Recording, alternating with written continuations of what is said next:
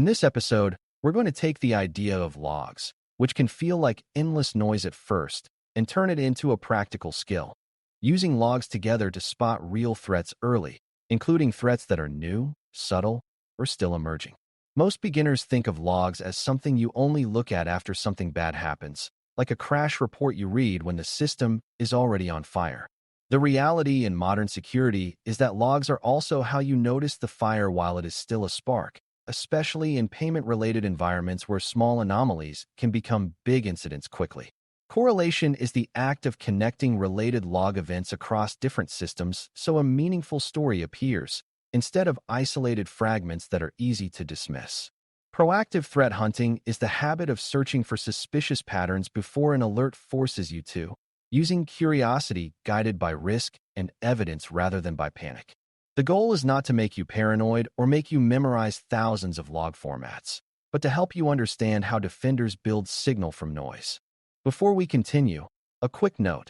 This audio course is a companion to our course companion books. The first book is about the exam and provides detailed information on how to pass it best. The second book is a Kindle-only ebook that contains 1,000 flashcards that can be used on your mobile device or Kindle. Check them both out at cyber.author.me in the Bare Metal Study Guide series. It helps to start with what logs really are, because understanding their purpose makes correlation feel natural rather than magical. A log is a record of an event that a system chooses to write down, usually with a timestamp, a description, and some details about what happened. Some logs describe authentication, like successful and failed sign-ins, while others describe system activity, like service starts, configuration changes, or network connections. Applications also generate logs that show user actions and errors, and security tools generate logs that show detections and block behavior. The important beginner lesson is that logs are not the truth by default, but they are evidence, and evidence becomes powerful when you understand what it represents and what could be missing. Logs can be incomplete if logging is not enabled, if storage is limited, or if attackers intentionally clear traces, which is why reliable collection and retention matter. In payment environments, logs support accountability and detection, but only if you treat them as a design system rather than as accidental leftovers. When logging is planned, correlation becomes possible because the data exists in a consistent, reviewable way. Correlation matters because most real attacks are not one dramatic action that shows up clearly in one place, but a chain of smaller actions spread across multiple systems. An attacker might start with a phishing email, then use stolen credentials to sign in, then move to a cloud console, then create a new access key, then query a database, then exfiltrate data slowly. If you only look at one system's logs, each step might seem ordinary, like a login here or a file access there, and it might not trigger a strong alert. Correlation connects these steps into a sequence that reveals intent, such as a sign-in from an unusual location followed by a privilege change followed by access to a sensitive system. Beginners often assume that bad activity looks obviously bad, but attackers deliberately try to make activity look normal by using legitimate tools and valid accounts. Correlation is how defenders overcome that disguise, because the disguise rarely holds across multiple systems at once. When you can connect events into a story, you are less likely to miss an emerging threat that is still hiding under normal-looking behavior. To correlate effectively, you need a consistent way to talk about identity, time, and location, because those are the threads that tie different logs together. Identity is who did the action, which might be a person, an account, a service identity, or a device, and correlation often starts by following an identity across systems. Time is when it happened, and correlation requires that timestamps are trustworthy and consistent, which is why time synchronization is important even if it feels boring. Location can mean network location, device name, application context, or even geographic clues, and it helps you decide whether activity fits a normal pattern. Beginners sometimes imagine correlation as a complicated algorithm, but at the human level it is often a careful question like, did the same identity do these things within a time window that makes sense for normal work? If a user signs in and 5 minutes later an administrative change appears from a different system using the same identity, that could be normal, or it could be credential theft, and correlation gives you the ability to ask the right follow-up questions. When identity and time are messy, correlation becomes guesswork, which is why foundational logging hygiene matters. Centralizing logs is a common way organizations make correlation realistic, because logs scattered across devices are difficult to compare quickly. On first mention, Security Information and Event Management (SIEM) refers to a system that collects logs from many sources, normalizes them, and supports searching, correlation, and alerting. The point of SIEM for a beginner is not the product category, but the capability, one place where you can see related events across endpoints, servers, network devices, and cloud services. Centralization also supports retention because local logs can roll over quickly, while a centralized system can store longer history for investigations and trend analysis. Another benefit is that it enables consistent access controls and monitoring for the log store itself, which matters because logs can contain sensitive information and because attackers may try to hide by deleting evidence. Beginners should understand that a centralized approach does not automatically solve everything, because bad input still produces bad output, but it does make correlation and hunting far more practical. When logs are centralized, you can ask bigger questions about patterns rather than being trapped in one device at a time. Normalization is the next concept that makes correlation work, because logs come in different formats and use different words for similar ideas. One system might call a user field username, while another calls it principal, and one might record an address as an IP value while another records a hostname, and those differences can break searches if you do not account for them. Normalization is the act of translating diverse log formats into consistent fields and categories so queries and correlation rules can apply broadly. For a beginner, the best way to think about normalization is translation, like converting multiple languages into one shared language so everyone can understand the same story. Normalization also includes standardizing time formats, preserving original data, and tagging events with meaningful categories like authentication, authorization, configuration change, or network connection. This matters for emerging threats because you often need to search widely across many sources, and you cannot do that efficiently if every source requires a different mental model. When normalization is strong, correlation becomes faster and less error-prone, and that improves both alert quality and hunting effectiveness. Threat hunting is different from alert response, and understanding that difference helps beginners avoid treating hunting like random clicking or like chasing rumors. Alert response begins when something triggers an alarm, and the work is to validate, contain, and remediate quickly.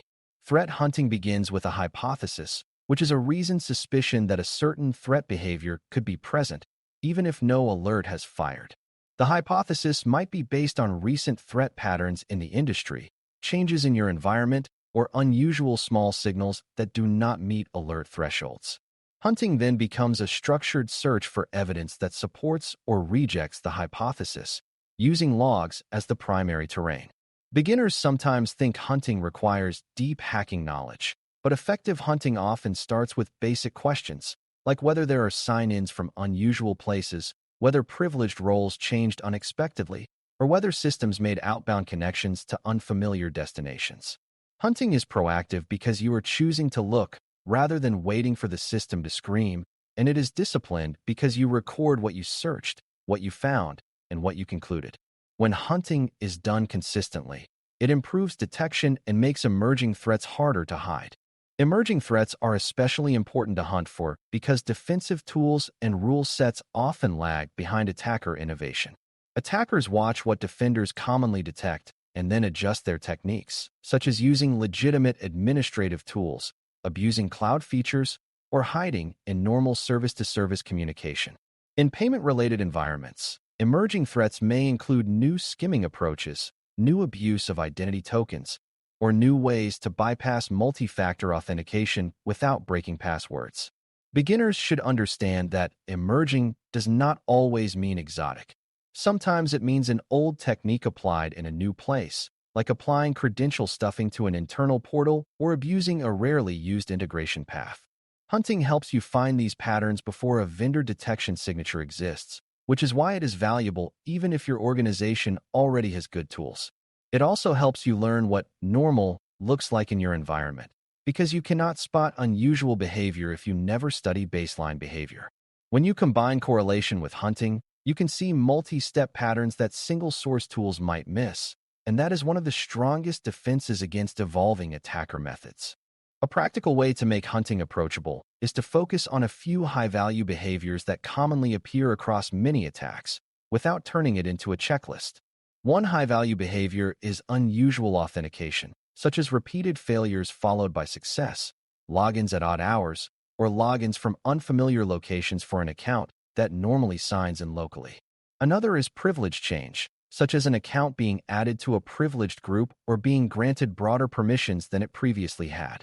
Another is unusual data access, such as a user or service suddenly querying large volumes of sensitive records or accessing systems they never touch.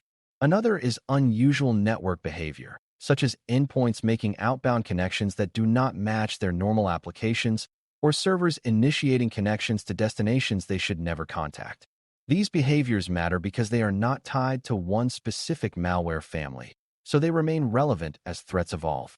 Beginners should notice how these behaviors become more meaningful when correlated, because a single unusual login might be benign, but an unusual login followed by a privilege change and a data export is a stronger story. Hunting is about finding stories like that early, while you still have time to respond calmly. Correlation also depends on having the right log sources in the first place, and this is where beginners learn that visibility is a design choice, not an accident. If you only collect firewall blocks and ignore authentication logs, you may miss account compromise patterns. If you only collect server logs and ignore endpoint activity, you may miss the initial foothold that began on a laptop. If you only collect application errors and ignore configuration changes, you may miss the moment a control was weakened. For environments connected to payment systems, it is especially important to collect logs that show access control events, administrative actions, and data movement, because those areas represent the highest risk to confidentiality and integrity. It is also important to ensure logs are protected from tampering, because attackers sometimes try to clear traces or disable logging. Beginners should understand that you do not need all logs, but you do need the right logs to answer key questions during a hunt, like who accessed what, from where, and what changed afterward. When log sources are chosen intentionally, correlation becomes a reliable investigative method rather than a frustrating scavenger hunt. Another beginner-friendly but crucial concept is reducing noise without losing signal, because hunting can fail if analysts drown in irrelevant events. Noise is not only high volume, it is also low relevance, like repetitive routine events that do not help answer the current question. Reducing noise can mean filtering out known routine patterns, tuning log levels so meaningful security events are captured, and ensuring that data is structured so searches can target the right fields.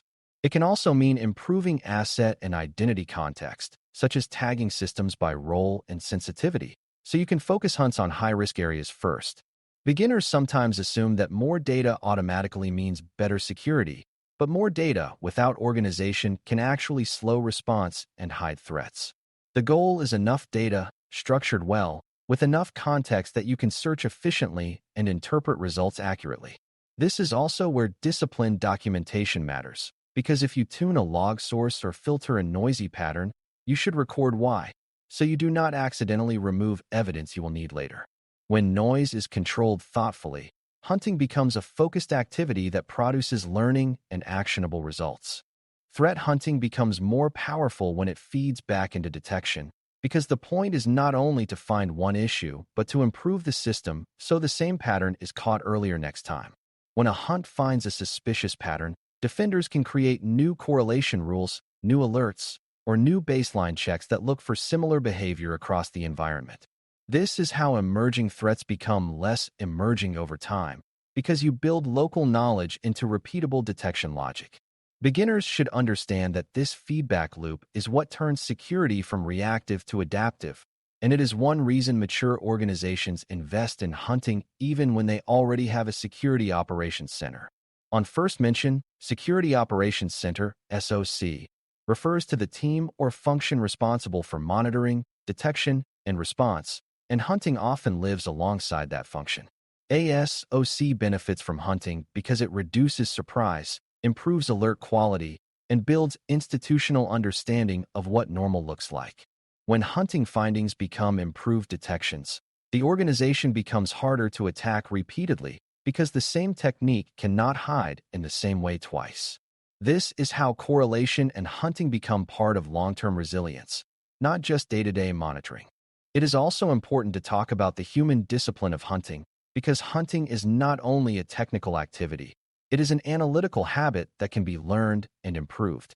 A good hunt begins with a clear question, follows evidence step by step, and records decisions so others can understand what was done and why.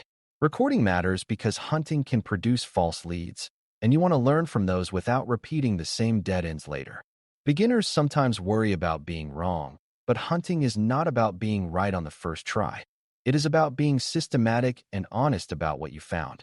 Another important habit is to separate suspicion from proof, meaning you treat odd signals as prompts for deeper checking rather than as conclusions. This is especially relevant in payment environments where actions like disabling accounts or isolating systems can affect business operations, so you want confidence before high-impact moves. The best hunting culture encourages curiosity, careful reasoning, and collaboration, where one person's question becomes another person's insight. When the human process is strong, the tools become more effective because they are guided well. Finally, correlation and hunting connect directly to incident response readiness, because the whole purpose of early detection is to reduce harm and shorten attacker dwell time. When a hunt suggests a real compromise, the organization must be ready to escalate, preserve evidence, and contain safely without destroying the very logs that revealed the issue. This is why logging and evidence handling practices matter so much, because if you cannot trust your logs, you cannot trust your conclusions, and response becomes chaotic. Correlation also helps during response because it supports scoping, meaning determining which systems and data were affected by tracing activity across identities and components. Beginners should understand that scoping is often the hardest part of an incident, and good correlation is one of the few ways to make scoping reliable rather than speculative. In payment-related environments, scoping affects obligations and remediation priorities, so accuracy matters. When hunting is integrated with response procedures, the transition from "we found something odd" to "we are taking controlled action" becomes smoother and more defensible. This integration is what turns proactive monitoring into real risk reduction. As we wrap up, the central idea is that correlating logs and proactively hunting emerging threats is how defenders turn scattered events into meaningful stories that reveal intent, reduce uncertainty, and shorten the time between attacker activity and defensive action. Logs are evidence of what systems and users did, and correlation connects that evidence across identity, time, and context so multi-step attacks become visible even when each individual step looks ordinary. Centralization and normalization, including the capabilities often found in ASIEM, make correlation practical at scale, while disciplined logging choices ensure the right sources exist to answer critical questions. Threat hunting differs from alert response because it begins with a hypothesis and a structured search for evidence, which is especially valuable when threats evolve faster than detection signatures. Emerging threats are harder to catch with static rules, so hunting focuses on durable behaviors like unusual authentication, privilege shifts, unexpected data access, and abnormal network patterns, and then feeds discoveries back into improved detection. Noise reduction, context enrichment, and strong analytical habits make hunting more effective and less exhausting, and integration with incident response ensures that when something is found, the organization can act quickly and credibly. The most important mindset shift for a new learner is realizing that security is not only about building walls. It is also about watching for subtle changes in behavior across the environment, and correlation and hunting are how that watching becomes clear, repeatable, and powerful. Thanks for listening. For more audio courses, daily newsletters, and more, please visit baremetalcyber.com.